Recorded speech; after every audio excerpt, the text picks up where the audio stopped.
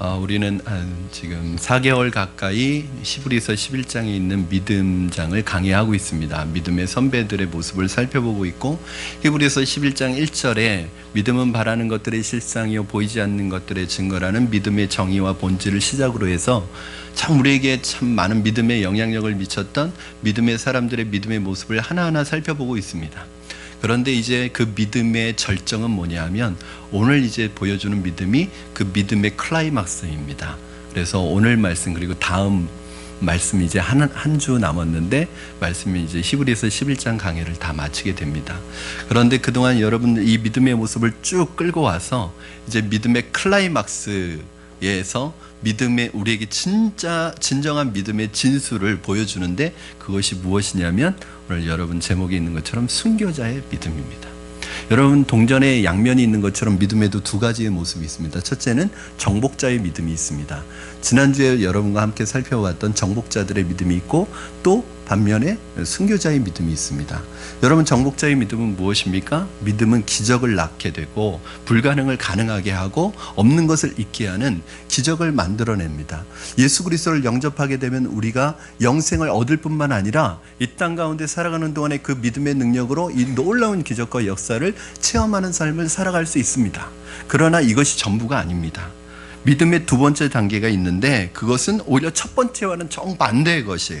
모든 것을 얻는 것이 아니라 어떤 면에서는 모든 것을 잃어버리고 모든 것을 빼앗기고 어떤 면에서는 패배하는 것처럼 보이지만 승리하는 놀라운 진정한 비결을 오늘 우리에게 가르쳐주고 있습니다. 사실은 오늘 말씀은 여러분들에게 어떤 면에서는 굉장히 무거운 말씀이 될 수도 있고 딱딱한 말씀이 될 수도 있습니다. 왜냐하면 저도 이 부분이 참, 이 강해 설교를 하다 보면 이게 고민이에요. 왜냐하면 주일날 강해 설교를 하지 않으면 그냥 제 입맛에, 또 우리 성도들의 대상에 맞춰서 주일 예배는 사실은 초신자들도 오시고 이제 교회 나오신 지 얼마 안 된 분들 오시고 거기에 맞게 설교를 하면 좋은데, 이 강해 설교는 어쨌든 본문을 다루어야 되기 때문에 제 편의에서 본문을 선택할 수가 없습니다. 그 본문을 다루고 지나가야 돼요. 그런데 오늘 이 순교자의 믿음을 우리 성도님들에게 전할 때 이 성도님들의 입장에서 이 공감이 될까? 이 순교자의 믿음이, 내 믿음은 아직 초보적인 걸음마 단계의 믿음인데 순교자의 믿음이라는 이 놀라운 어떤 믿음의 클라이막스의 믿음을 이해할 수 있을까? 그러나 하나님의 말씀은 우리가 어떤 거 먹기 좋은 거 먹고 딱딱한 부분은 버리라는 것이 아니라 다 우리가 먹어야 되는 말씀입니다. 그래서 제가 이 말씀을 전하기로 했습니다. 그러니까 여러분 이 시간에 말씀을 들으실 때 이것이 하나님의 말씀이고, 결국은 여러분 그런 거 있잖아요.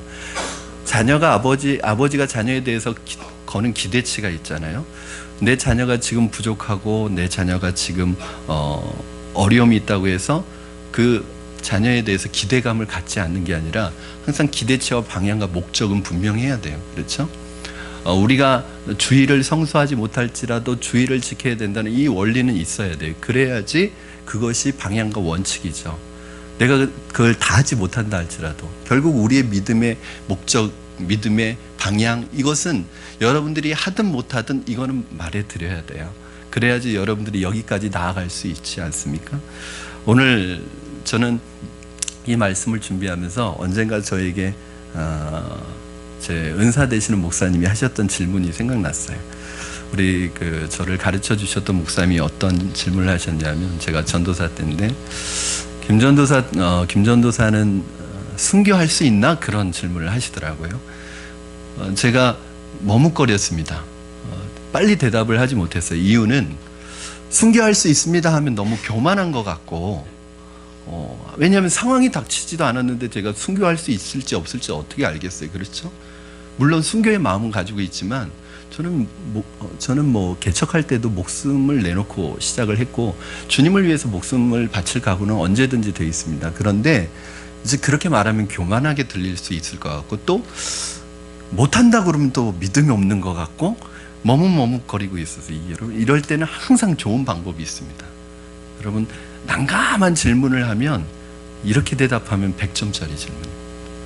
베드로도 그랬고 에스겔도 그랬잖아요. 주님이 아십니다. 그러면 돼요. 주님이 다 아십니다. 여러분, 제가 그때 대답을 못하고 있으니까 저희 목사님이 뭐라고 그러셨냐면, 김전도사, 순교는 아무나 하는 게 아니라는 거예요. 순교는 하루하루 순교의 삶을 살아가지 않으면 결정적인 순간에 순교의 기회가 와도 순교할 수 없다는 거예요. 여러분, 오늘 설교를 들으시면서 내가 순교하면 어떡하지, 그런 걱정은 하지를 마세요. 왜냐하면 아무나 순교하는 게 아니에요. 별 걱정 다 하세요. 순교라는 것은 믿음의 최고봉입니다. 그 순교의 기회는 아무에게나 주어지지도 않아요. 내가 하루하루 믿음의 순교의 삶을 살아온 사람에게 순교의 기회가 왔을 때 순교하는 것이에요. 날마다 헌신의 삶을 사는 사람이 결국 그 기회가 왔을 때 하는 것입니다. 그러면서 그렇게 말씀하시더라고요. 자네가 정말 순교의 믿음의 놀라운 이 클래스에 들어가려면 앞으로 언제인지 모를 그 미래가 아니라 오늘 하루의 순교의 삶을 살아가라는 거예요. 오늘 하루하루 말씀 안에서 순종하는 삶을 살아가는 것이 바로 순교의 삶을 살아가는 것입니다. 여러분, 이 순교라는 것은 패배처럼 보이지만 승리하는 것이고, 지는 것처럼 보이지만 진짜 이기는 것입니다. 이것의 대표적인 모범이 바로 예수님이십니다. 예수님이 십자가를 지셨을 때, 예수님이 십자가를 지는 그 순간에 모든 것이 끝나고 모든 것이 패배했다고 생각했을 것입니다.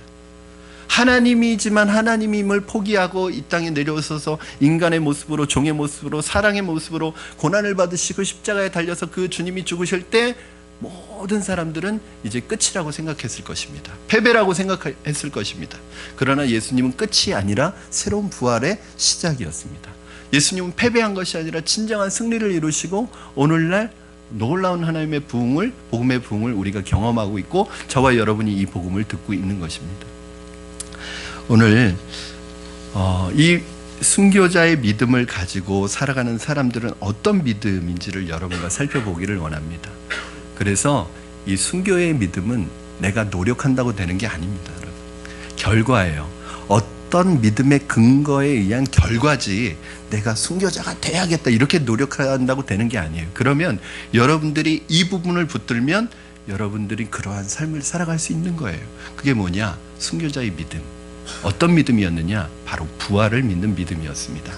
우리 35절 말씀 다시 한번 보시기 바랍니다. 우리 함께 읽겠습니다. 시작. 여자들은 자기의 죽은 자들을 부활로 받아들이기도 하며 또 어떤 이들은 더 좋은 부활을 얻고자 하여 심한 고문을 받되 구차히 풀려나기를 원하지 아니하였으며. 순교자들의 믿음은 부활을 믿는 믿음이었습니다. 여러분, 순교를 할 수 있고 또 그 어떤 고통과 환난도 견딜 수 있는 믿음의 근거는 무엇이냐면 부활이라는 거예요. 이 부활을 믿는 믿음이 없으면 그것을 견뎌낼 수가 없습니다.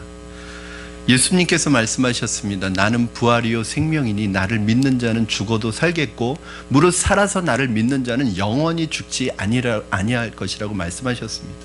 여러분, 아브라함은 25년 동안 믿음의 훈련을 받아온 사람입니다. 75세에 하나님의 부르심을 받아서 100세가 될 때까지 믿음의, 그 100세의 아들을 낳을 때까지 믿음의 훈련을 계속 받았습니다. 그러나 아브라함의 믿음의 클라이막스는 어디였냐면 바로 이삭을 하나님께 제단에 바치는 이 사건이었습니다. 여러분, 이것이 아브라함의 마지막 테스트였어요. 여러분, 창세기 22장 사건 이후에 아브라함을 시험했다는, 테스트했다는 말씀이 나오면 한번 저한테 가지고 오십시오. 제가 상품 드리겠습니다. 무슨 말이냐면 창세기 22장 이후에는 아브라함에게 테스트가 없었다는 거예요. 왜요? 이삭을 드리는 이 사건을 통해서 완전히 시험 다 통과했습니다. 저는 여러분이 어떤 부분에 있어서 지금 하나님의 테스트를 받고 있다면 돌아가시지 마시고 그 부분을 빨리 패스하십시오. 그래야지 그 부분에 테스트가 없어요. 특별히 물질 문제에 있어서 테스트를 받는데 그 부분을 빨리 뛰어넘으시면 물질에 대한 테스트가 없습니다. 아브라함에게 있어서 최고의 테스트는 바로 이삭을 드리는 사건이었죠. 여러분, 어떠한 상황에서 만약에 네 자식을 죽이도록 놔둘래? 아니면 네가 죽을래? 뭐 극단적이지만 자식을 죽이게 할래? 네가 죽을래? 그러면 대부분의 부모는 거의 한 분도 빼놓지 않고 내 아들을, 내 자식을 죽이느니 차라리 내가 죽겠습니다 하는 게 부모의 심정입니다. 그러므로 자기가 순교하는 것보다 더 힘든 건 뭔지 아세요? 내 자식을 드리는 게 더, 내놓는 게 더 힘든 거예요. 그런데 아브라함은 자기가 순교하는 게 아니라 자기가 순교하는 것보다 더 힘든 자기 아들을, 그것도 100세에 낳은 정말 이 금지옥역 같은 이 아들을 죽이는 것에 고민하지 않고 하나님 앞에 드렸습니다. 어떻게 아브라함이 그럴 수 있었나? 오늘 히브리서 11장 19절 말씀에서는 아브라함이 그런 믿음의 행동을 할 수 있는 근거를 얘기해 주고 있어요. 우리 히브리서 11장 19절 말씀 같이 한번 읽겠습니다. 시작. 그가 하나님이 능히 이삭을 죽은 자 가운데서 다시 살리실 줄로 생각한지라 비유컨대 그를 죽은 자 가운데서 도로 받은 것이니라. 아멘. 아브라함에게는 그 아들을 아까 고민 없이 하나님 앞에 바칠 수 있었던 이유가 뭐예요? 하나님께서 이 아들을 죽이실지라도 이 아들을 다시 살리실 것이라는 이 부활의 신앙을 아브라함이 가지고 있었다는 거예요. 이것이 궁극적으로 하나님이 아브라함으로 하여금 믿음의 훈련을, 테스트를 하시는 목적이었습니다. 여러분, 진리는 반드시 드러나며 정의는 반드시 승리한다는 확신, 죽어도 다시 산다는 확신은 우리를 순교하게 만들고 두려워하지 않게 만듭니다. 교회가 순교적 신앙을 가질 때 진정한 교회가 됩니다.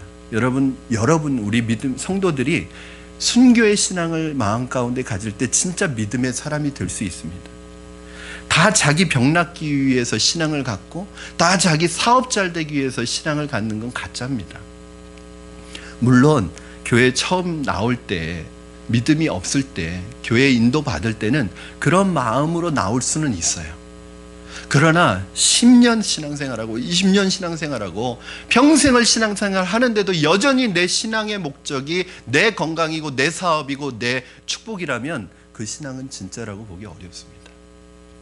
오히려 믿음의 진수는 어디에서 드러나냐면 주님을 위해 고난받는 데서 드러나는 거예요. 이런 사람들은 믿음의 서론은 있지만 믿음의 결론을 내리지 못합니다. 순교의 믿음이란 죽음을 두려워하지 않고 이 현실에 집착하지 않는 단계까지 가는 것입니다. 죽어도 다시 산다는 확신이 있으면 죽음이 두렵지 않습니다. 이것이 순교자들의 믿음의 근거였습니다. 이 순교자들이 이 부활을 믿는 이 신앙의 근거를 가지고 살아가다 보니까 여러분, 이 믿음은 고난을 이길 수 있는 믿음이 된 거예요.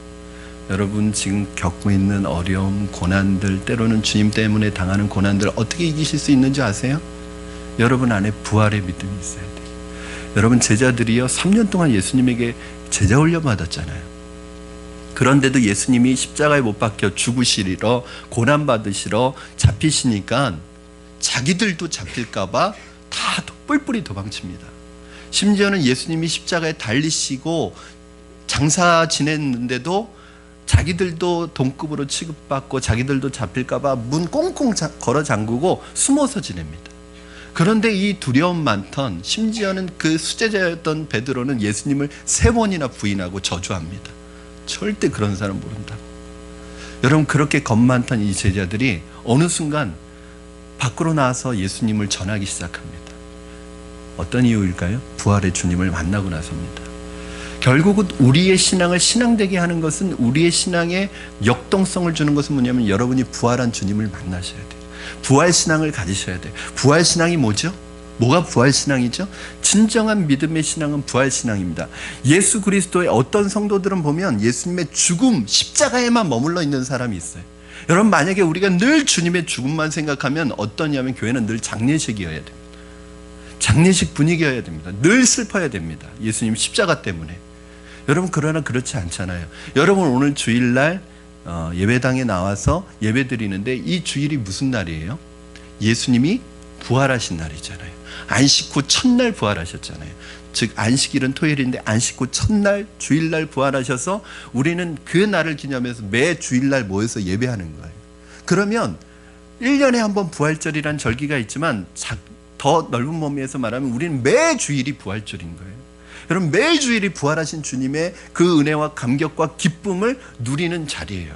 그래서 제가 추구하는 예배는 2H예요. 홀리, 해피해야 돼요. 여러분, 주일 예배는 해피해야 돼요. 즐거워야 돼요. 어떤 예배 드리는 모습을 보면, 어떤 교단이 그래요. 예배 드리는 모습을 보면 장례식 같습니다.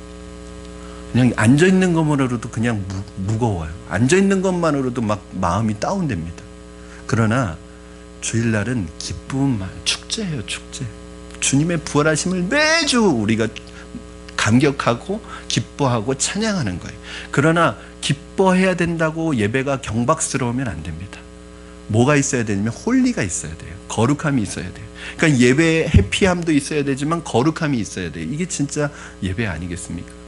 여러분, 어떤 면에서 보면 여러분은 예수님의 십자가의 죽음에만 머물러 있으면 안 됩니다. 그러면 늘 슬프고 늘 어두워. 늘 죽는 것만 생각해요. 그러나 부활의 주님을 경험하고 나서 이 제자들 안에, 그래, 내가 죽어도, 내가 고난당해도 난 다시 산다. 주님처럼 다시 산다. 그전에는 주님이 산다고는 했지만 살아는 걸 못 봤으니까. 그러나 부활하신 주님을 보니까 우리 주님이 부활의 첫 열매가 되셨으니까 우리도 부활하겠구나 하는 믿음을 갖게 되는 것. 그래서 그 다음부터 제자들이 두려움 없이 나가서 복음을 전하고 12 제자 중에 요한 사도만 빼고 다 순교를 당했습니다. 순교를 두려워하지 않았습니다. 오늘 본문에 나오는 믿음의 사람들은 순교를 두려워하지 않습니다. 왜냐하면 부활할 것이라는 이 소망을 가지고 있기 때문에. 그 부활의 소망을 가지고 있는 이 사람들이 얼마나 많은 고난을 받았는가 한번 여러분 보시면 상상을 불허합니다. 그러나 이들에겐 이것이 아무것도 아니었어요. 그래서 세상이 감당치 못하는 사람이 된 거예요. 자, 우리 35절 하반절을 보면 이런 말씀이 있습니다. 또 어떤 이들은 더 좋은 부활을 얻고자 하여 심한 고문을 받되 구차히 풀려나기를 원하지 아니하였으며. 심한 고문을 받았대요. 이 옛날 성경 지금은 한글 개역 개정인데 한글 개역판 성경에는 악형이라고 되어 있습니다. 악형. 이게 무슨 말이냐면 고문은 고문인데 어떤 고문이냐면 아주 심한 고문이에요. 여기서도 그냥 고문이 아니라 심한 고문이라고 그랬죠. 이건 뭐냐면 고문하다가 죽게 만드는, 고문이 너무 심해서 고문하다가 죽음에 이르는 그런 심한 악형들입니다. 이 구약시대의 그런 악형 중에 하나가 이 사람의 사지를 묶어가지고 형틀에 묶어서 찢어 죽이는 그런 고문과 악형이 있었습니다. 여러분, 순교적 믿음을 가진 사람들이 이러한 엄청난 고문과 악형을 당하면서도 믿음을 포기하지 않고 주님을 부인하지 않았다는 거예요. 그 당시 배교의 대가로 얼마든지 악형에서 면제되고 좋은 자리를 차지할 수 있었음에도 불구하고 그 사람들은 신앙을 선택했다는 거예요.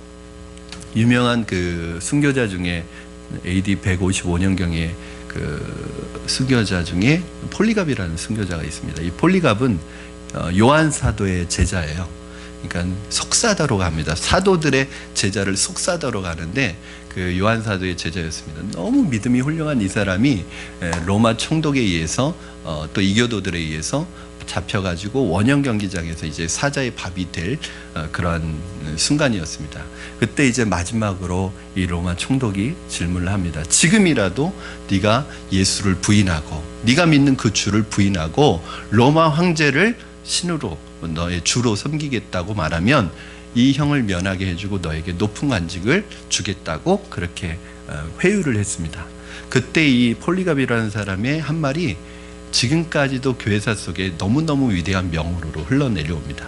뭐라고 했냐면, 나는 지금 동안 86년 동안 주님을 섬겨왔다. 내가 주님을 섬겨오는 86년 동안 주님은 한 번도 나를 부인한 적이 없으시다. 그런데 어떻게 내가 그 주님을 부인할 수 있겠느냐. 그러면서 화형을 당하고 사자의 밥이 돼서 사실은 죽은 사람을 화형에 처하는데 그냥 바로 불에 화형을 당했습니다. 사랑하는 여러분, 믿음은 결코 신앙을 배반하지 않습니다. 기독교의 역사는 순교의 역사였습니다. 그럼에도 불구하고 이 순교를 기쁘게 받아들일 수 있었던 것은 하나, 바로 더 좋은 부활, 새하늘과 새 땅, 영원한 천국이 있음을 믿기 때문에 어떠한 악형과도 싸울 수 있었던 것입니다.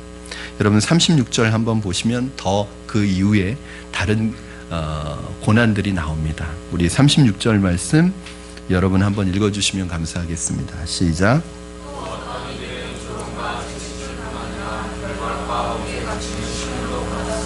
네, 예수 그리스도를 잘 믿는 사람, 순교의 믿음을 가지고 살아가는 사람에게 맨 처음 찾아오는 고난 중에 하나가 뭐냐면 조롱과 희롱입니다. 그럼 그리스도를 믿기 때문에 종종 우리가 조롱을 당하기도 합니다. 이것은 순교에 있어서 순교의 고난 중에서 가장 가벼운 고난입니다. 가장 기초적인 고난입니다. 조롱과 모욕과 수치를 당하는 일은 하나님의 종들이 늘 받아왔던 것입니다.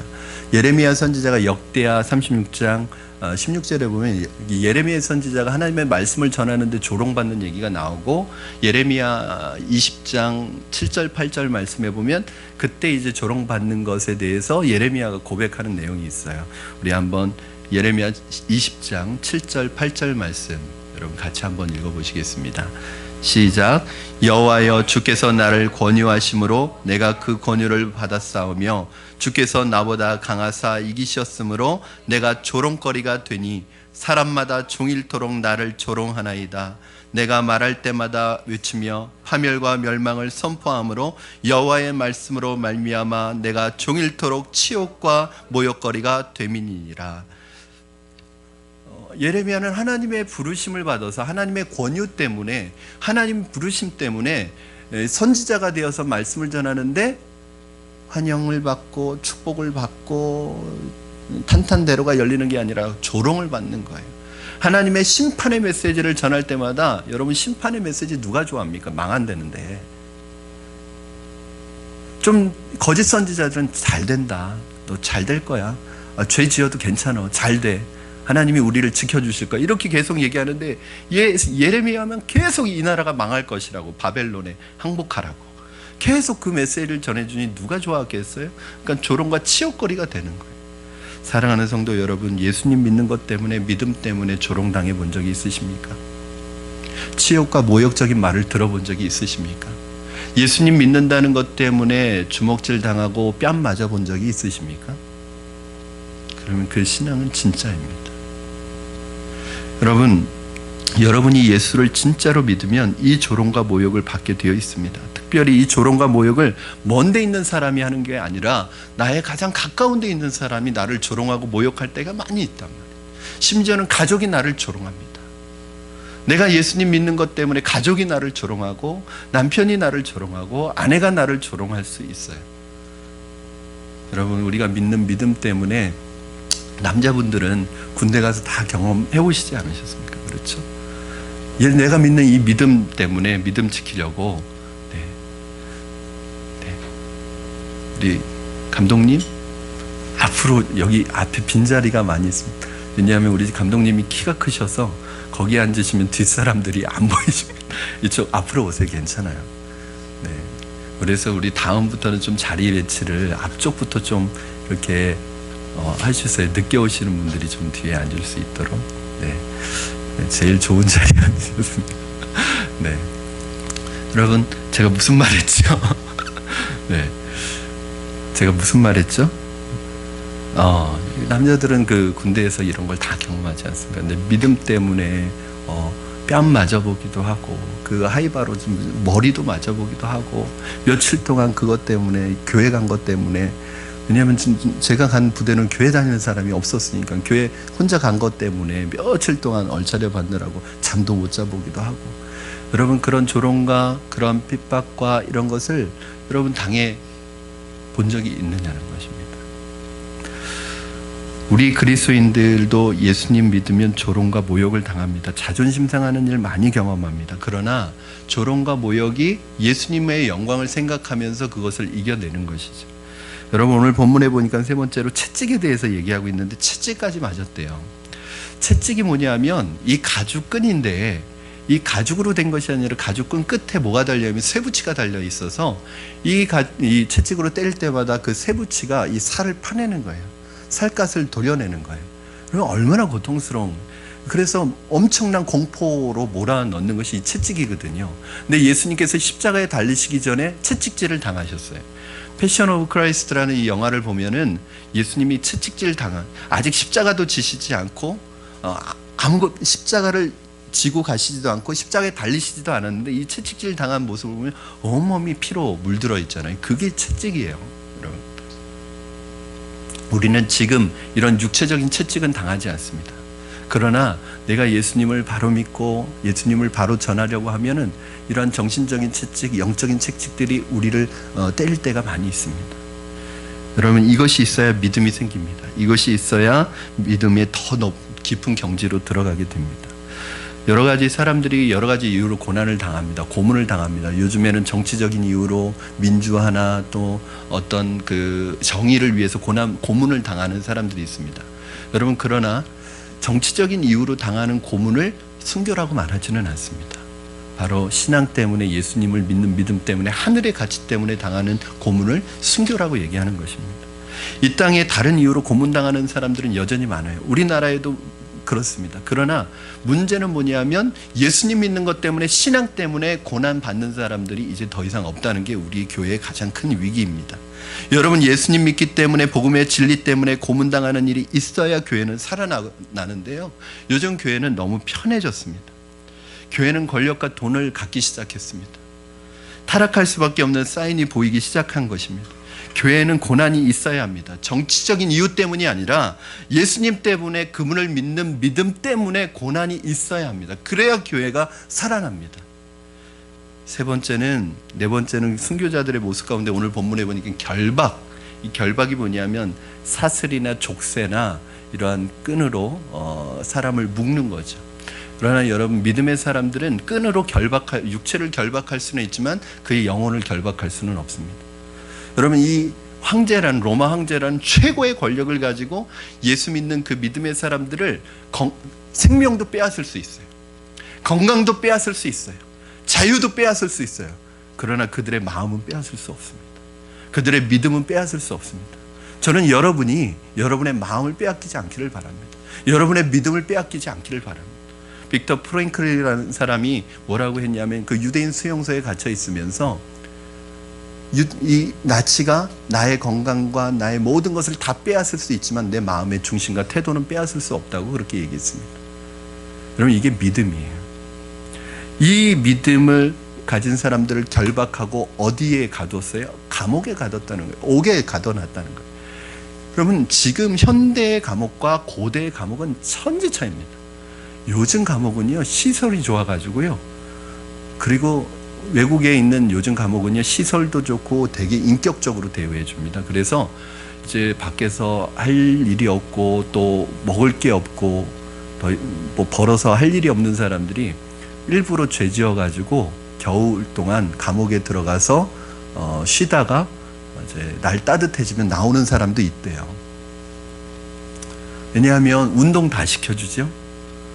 새끼 다 주죠. 그리고 일 다 배우게 해주죠.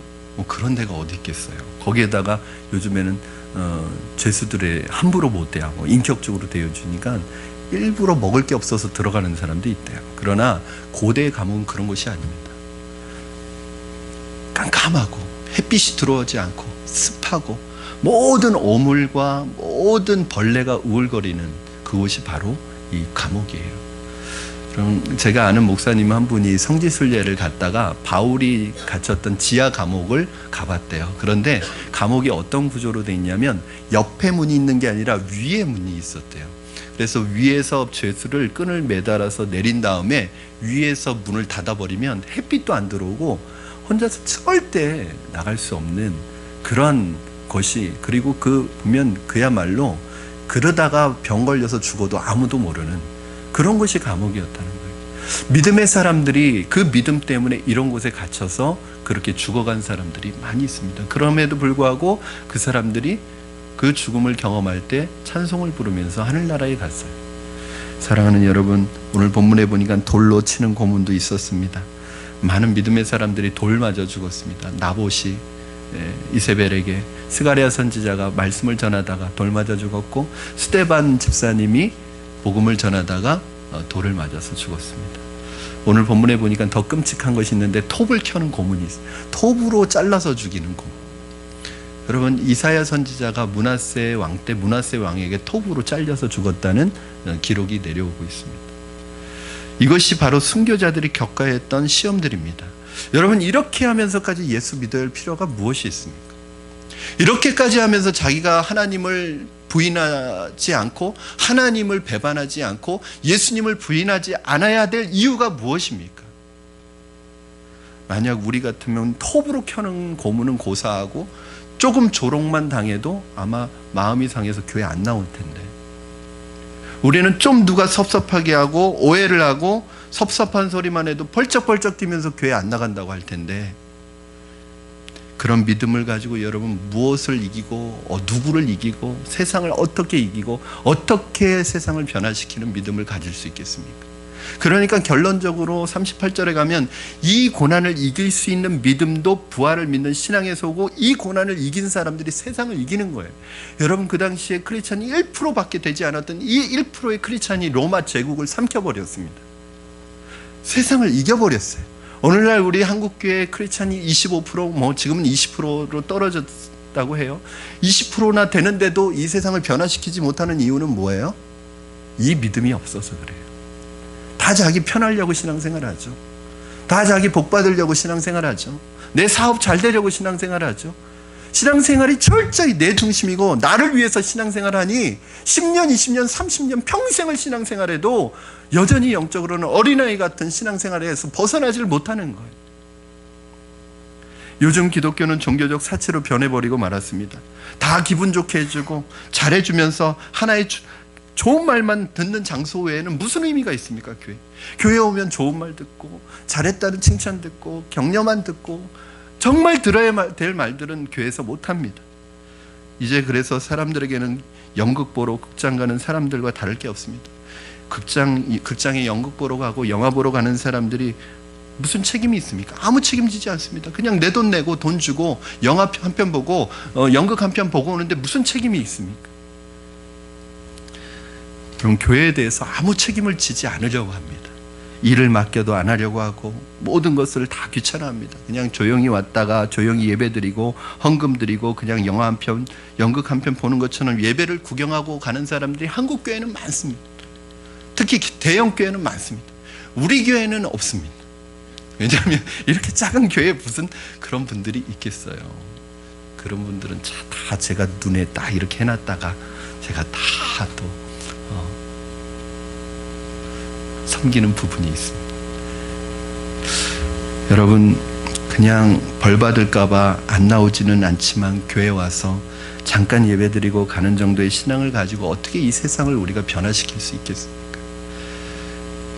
가장 불쌍한 것은 육체의 패배자가 아니라 바로 정신적인 패배자이고 영적인 패배자입니다. 예수님의 12제자는 요한 한 사람을 빼고는 다 순교를 당했습니다. 이런 순교들에 대해서 성경은 계속해서 우리에게 말씀해 주고 있습니다. 여러분, 37절 말씀 한번 같이 읽겠습니다. 시작. 돌로 치는 것과 톱으로 켜는 것과 시험과 칼로 죽임을 당하고 양과 염소의 가죽을 입고 유리하여 궁핍과 환난과 학대를 받았으니, 양과 염소의 가죽을 입고 유리하여, 이게 무슨 말인지 아세요, 여러분? 이 로마가요, 사람을 죽이는 방법이 아주 잔혹한 거예요. 사자를 풀어놓는데, 사자를 풀어놓을 때 사람한테 짐승 가죽을 입혀놓는 거예요. 그러니까 이 사자는 뭐 사람이어도 공격하겠지만 이 짐승 가죽을 입고 있는 이 사람을 짐승인 줄 알고 아주 그렇게 잔혹하게 죽이도록 하고요. 또 유리하고 방황하도록 만드는 거예요. 여러분, 맛있는 음식, 따뜻한 잠자리는 생각도 못하고 산중과 동굴과 광야를 다니면서 헤매면서 여러분 그 불편한 생활을 하는 거예요. 자, 궁핍은 정상적인 생활의 필수품을 앗아간 상태이고, 환난은 정신적인 고통이고, 학대는 비인간적인 대우를 받았다는 거예요. 뭐 때문에? 왜요? 못 배워서? 선하지가 않아서? 예수님 때문에. 그 이유 하나밖에 없었습니다. 여러분, 38절 말씀 보시겠습니다. 시작. 이런 사람은 세상이 감당하지 못하느니라. 그들이 광야와 산과 동굴과 토굴에 유리하였느니라. 이런 믿음의 사람은 세상이 감당하지 못. 여러분은 어떻습니까? 지금 여러분은 직장에서, 세상에서 여러분이 세상을 못 감당하죠? 허우적대죠. 지금 허우적대잖아요. 그렇죠? 세상을 감당하기 힘들어서. 왜 그런지 아십니까? 여러분, 순교자의 믿음은 특별한 사람들의 믿음이 아닙니다. 결국 하나님께서 우리에게 원하시는 너희가 지금 당장 순교 당하느냐 안 당하느냐 그게 중요한 게 아니에요. 여러분이 이 목적을 가지고 이 목표를 가지고 이 마음을 품고 신앙생활하면 어떻게 된다고요? 세상이 여러분을 감당하지 못합니다. 여러분 제일 무서운 사람이 어떤 사람인지 아세요? 이 사람은 절대 못 이깁니다. 어떤 사람인지 아세요? 죽기로 각오한 사람은 아무도 못 이깁니다. 죽음을 각오한 사람. 여러분 죽기로 결심하고 싸우는 사람은 어떻게 이깁니까? 죽기로 결심하고 싸우는 사람이 무슨 두려움이 있습니까? 여러분이 이런 믿음을 가지고 있다면 여러분의 가족을 구원하는 것이나 여러분의 가정을 변화시키는 거 아무것도 아닐 거예요. 이런 믿음만 가지고 있다면 여러분 가정 변화시키는 거 아무것도 아닙니다. 한국도 변화시킬 수 있을 거예요. 우리 푸른나무 교회가 이 믿음을 가지면 대한민국 우리 교회의 능력이 작지만 우리 변화시킬 수 있습니다. 제가 늘 기도할 때 우리 성도님들에게 한국을 변화시키는 우리 교회 모토가 세상의 소망이 되는 교회거든요. 이제 개척한 지 3년밖에 안 된 교회가 무슨 세상의 소망이, 절대 그렇지 않습니다. 늘 말씀드리는 것처럼 한 사람이 만을 감당하고 천을 감당하는 거예요. 여러분 한 사람이 변화되고 한 사람이 하나님의 성령에 붙들리면 만 사람, 천 사람, 그보다 더한 사람도 감당하는데, 교회가 만약에 하나님의 성령으로 붙들리면 교회가 왜 세상을 못 변화시킵니까? 우리 교회가 세상을 변화시키는 게 아니라 세상이 우리를 변화시키죠. 여러분 열심히 훈련시켜서 세상에 내보내면 세상을 변화시키라고 내보냈는데 오히려 세상의 변화를 당하죠. 미안한 눈빛으로 보지 마세요. 그런 분이 지금 몇 분 있습니다. 네. 제가 쳐다보기가 좀 민망해요. 사랑하는 여러분, 오늘 우리가 구원받은 것은 예수님의 십자가 때문입니다. 기독교가 탄생한 것은, 교회가 탄생한 것은 12사대의 순교 때문입니다. 오늘 한국교회가 이 정도만한 축복과 부흥을 경험하고 있는 것은 우리 초대교회 믿음의 목사님들과 믿음의 성도들의 일사각오의 믿음, 죽으면 죽으리라는 그 순교의 믿음의 피가 오늘 우리에게 흘러서 우리가 이 덕을 보고 있는 거예요. 그런데 문제는 우리가 피가 없습니다. 우리가 고난이 없습니다. 우리는 축복만 원합니다. 이것이 망할 징조입니다. 여러분 고난에 대한 이야기를 들어야 합니다. 고난을 겪을 각오를 하셔야 합니다. 순교적 신앙을 가진 자만이 마귀를 이길 수 있습니다. 예수님 편하게 믿으려고 하니까 오히려 우리의 영혼과 마음이 평안을 잃어버리는 거예요. 여러분 생각해 보십시오. 여러분이 편안하게 예수님 믿으려고 하면 여러분 마음과 영혼은 평안함이 없어집니다. 이게 참 아이러니예요. 여러분 우리 몸이 편안하면, 몸을 편안하게 하면 건강이 좋아질까요? 나빠질까요? 나빠집니다. 그러나 우리의 마음의 평안을 얻으면 건강이 좋아집니다. 모든 병은 다 마음에서 시작되는 거예요. 그게 몸의 병으로 이루어지는 거예요. 문제는 우리는 몸은 편하게 하려고 하면서 마음의 평안을 자꾸 빼앗기는 삶을 살고 있는 거예요. 그러나 정말 여러분이 영육간에 강건하기를 원하시면 마음과 여러분이 정신과 여러분의 영혼이 평안을 얻으셔야 돼요. 그래야 진짜 건강해지는 것입니다. 오늘 우리들이 예수님을 믿으면서 치르는 대가가 무엇인가를 생각해 보시기 바랍니다. 나는 예수님 때문에 조롱을 당할 수 있는가? 나는 예수님 때문에 채찍과 결박과 투옥과 돌로 치는 것과 톱으로 켜는 것을 당할 수 있는가? 질문해 보시기 바랍니다. 저는 사실은 이 설교를 준비하면서 저 자신에게 질문해 봤어요. 너 주님을 위해서 이거 할 수 있니? 주님을 위해서 이런 고난 당할 수 있어? 이런 조롱 당할 수 있어? 침뱉음을 당해도 참을 수 있어?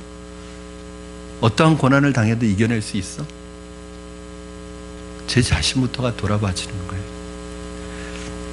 내가 잘못해서, 내가 정직하지 못해서, 법을 지키지 않아서, 사업이 부도가 나서 어떤 정치적인 이유로 고난당하는 것이 아닙니다, 여러분. 예수님 때문에, 믿음 때문에 나는 고난당하고 있는가? 그런 고난당한 경험이 있는가? 무엇 때문에 고난당하느냐가 더 중요하죠.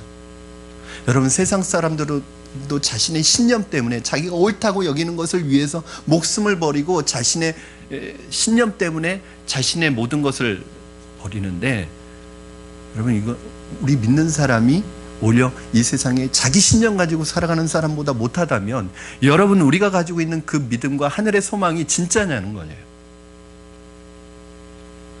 우리 믿음이 혹시 안락 의자에 앉아있는 믿음이 아닌지 생각해 보시기 바랍니다. 눈물 없는 기도, 내 가슴을 찢는 기도가 없는데 하나님의 마음을 어떻게 움직입니까? 고난 없는 사람에게 감사와 기쁨은 결코 있을 수 없습니다. 고난 없는 신앙은 죽은 신앙입니다. 성경에서는 눈물로 씨를 뿌리는 자가 기쁨으로 거둘 것이라고 되어 있습니다. 여러분이 진짜 살아있고 여러분의 눈망울이 총명하고 여러분의 믿음이 반짝반짝할 때가 언제였습니까? 편안하고 축복을 받고 모든 일이 잘 풀려갈 때였습니까? 아니면 어렵고 힘들 때 눈물이 있었습니까? 여러분 고난의 길을 걸어갈 때, 내가 힘들고 어려울 때, 고통스러울 때 하나님을 찾았습니까? 편안할 때 하나님을 찾습니까?